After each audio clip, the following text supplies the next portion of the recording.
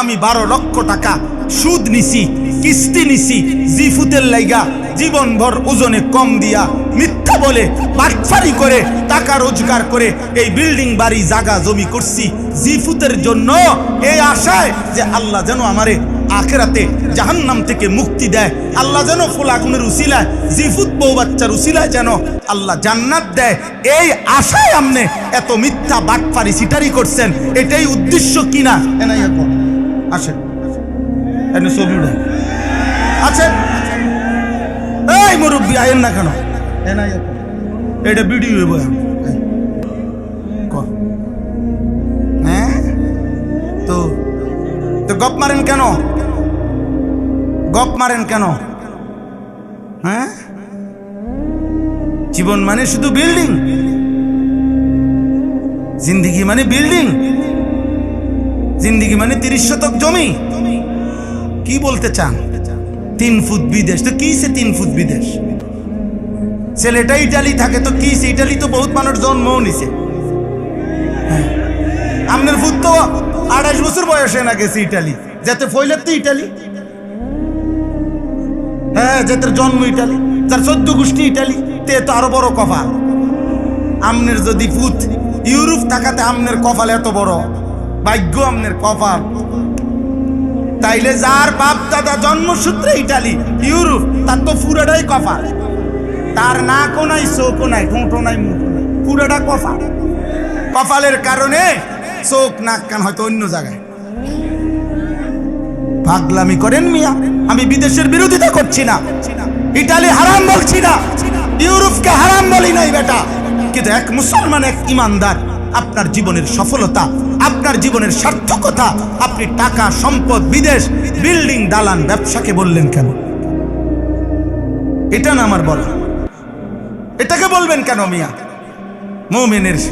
মুমিনের সফলতা আখিরাত, মুমিনের সফলতা জান্নাত, মুমিনের সফলতা ডান হাতে আমল নামা, মুমিনের সফলতা জাহান্নাম থেকে মুক্তি। আম্মা মান উতিয়া কিতাবাহু বিয়ামিনি, আল্লাহ বলছে যেদিন আমল নামা মুমিনের ডান হাতে দেওয়া হবে, ইমানদার একটা চিৎকার দিবে আর হাসরবাসীকে বলবে, হা উমুকরাউ কিতাবিয়া, এই হাসরবাসী দেখো না, দেখো না, আমার নাম জান্নাতীদের মধ্যে উঠছে। ইকরাউ কিতাবিয়া, আমার আমল নামা দেখো, দেখো আমার নাম কোথায় উঠছে।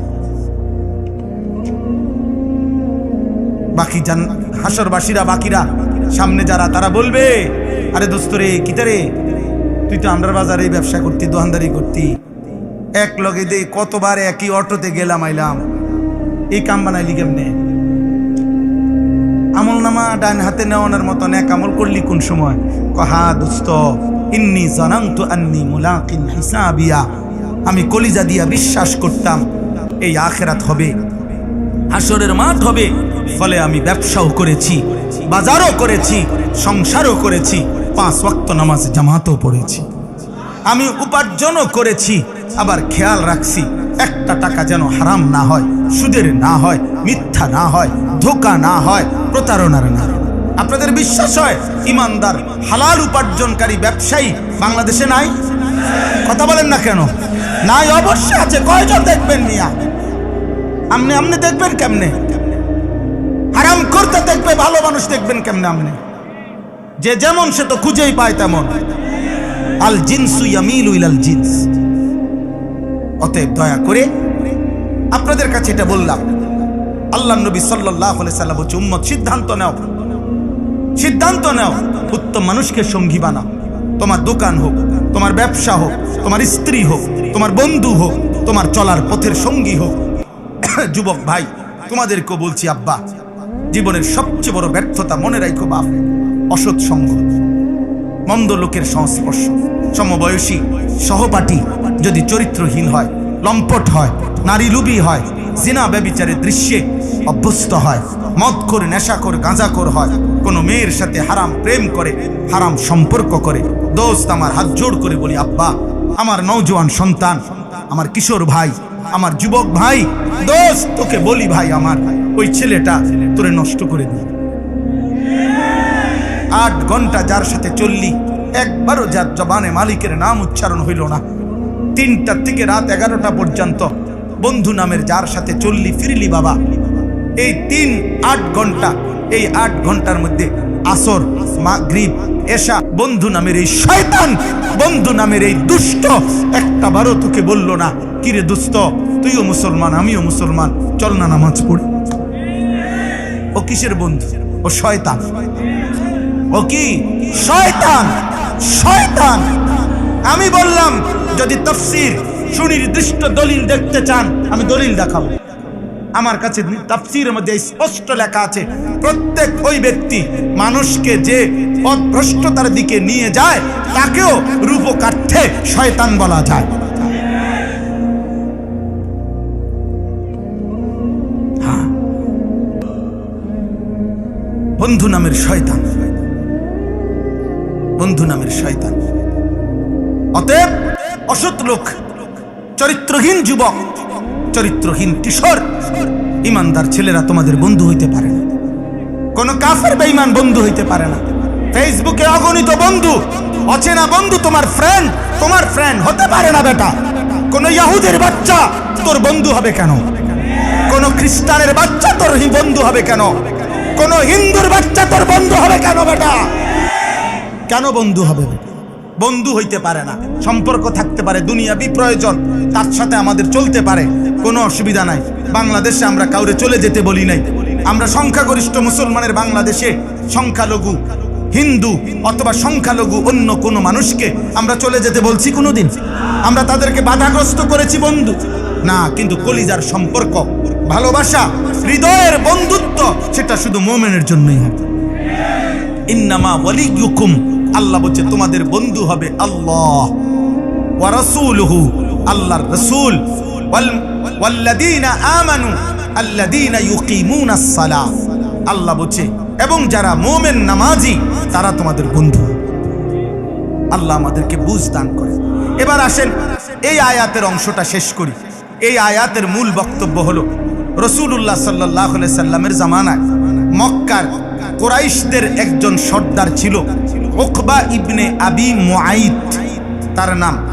এই কাফের সর্দার মক্কার সর্দারদের মধ্যে সম্ভ্রান্ত সর্দার ছিল, অনেক ধনী ছিল, অনেক বড় ব্যবসায়ী ছিল। সে নিয়মিত মক্কার বাহিরে দূর দূরান্তে ব্যবসা করতে যাইত। আর 2 মাস 3 মাস 6 মাস 1 মাস 15 দিন পরে ব্যবসার থেকে যখনই ফিরে আসতো মক্কায়, তো মক্কার সম্ভ্রান্ত ব্যক্তিদেরকে সে মেহমানদারি করত। তার একটা অভ্যাস ছিল নিয়মিত।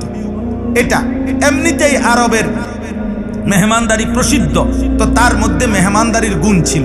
উকবা ইবনে আবি মুআইত তো সে করছে কি, একদিন ব্যবসার থেকে আইসা সবাইরে যে দাওয়াত দিছে তার বাড়িতে, আমাদের প্রিয় নবী সাল্লাল্লাহু আলাইহি সাল্লাম তিনিও যেহেতু কুরাইশের সম্মানিত ব্যক্তি, তো নবীজিকেও দাওয়াত দিছে।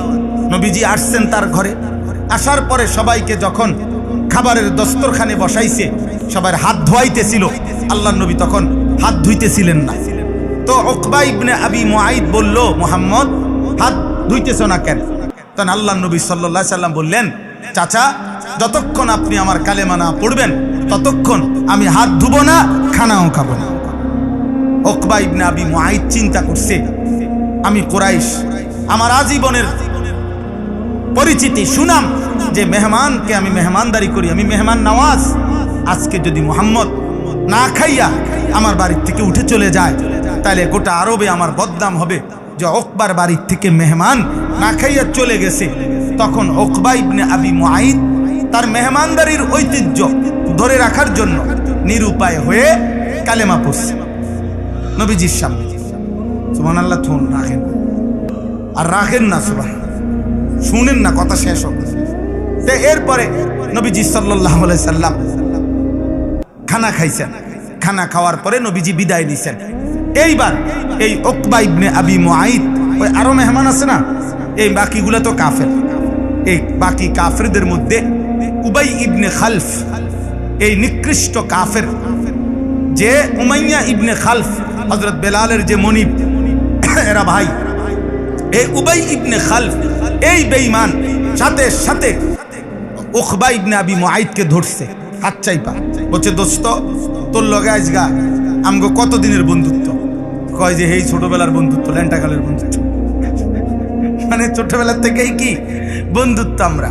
তখন উবাই ইবনে খালফ বলল, এটা কি করলি আজকে, কি করলি? লাকাত সাবাতা, আজ তুমি আমাদের সবার সামনে এতদিনের বন্ধুত্ব ত্যাগ করে একসাথে আমরা চলি ফিরি, তুমি আজকে ধর্ম ত্যাগ করলা, বাপদাদার ধর্ম তুমি আমাদেরকে না বলে না কয়ে ত্যাগ করলা। তাইলে এতদিনের বন্ধুত্বের কি মূল্য আছে?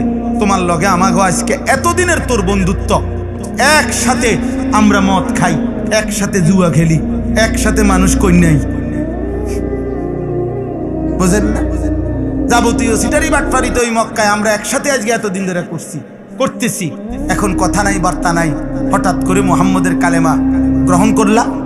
তখন উকবা ইবনে আবি মুআইত বলছে, দোস্ত তোমাদের সাথেই আমার বন্ধুত্ব, কিন্তু তোমরা তো দেখছো সে তো খাবার খাচ্ছে না।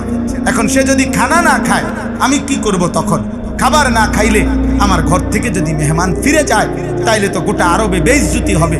এই জন্য আমি নিরুপায় হয়ে মুহাম্মদের কালেমা পড়ছি। নাউযুবিল্লাহ। তখন এই উবাই ইবনে খালফ বললেন, তাহলে তুমি আমাকে বন্ধুত্ব স্বীকার করো? অবশ্যই বন্ধু, তোরাই তো আমার বন্ধুত্ব, মদে জুয়া সিটারি বাটফারি তো আমরা একসাথেই বন্ধু, আমরা হ্যাঁ বন্ধুই তো আমি তোদের, তোমরাই আমার বন্ধু। তাহলে যদি বন্ধুত্ব ঠিক রাখতে হয় এই মুহূর্তে তুমি মুহাম্মদ যেখানেই পাইবা, যে অবস্থায়, ওইখানে গিয়া তার কপাল বরাবর থুতু মেরে নাউযুবিল্লাহ তার কালেমা তারে ফেরত দিবে।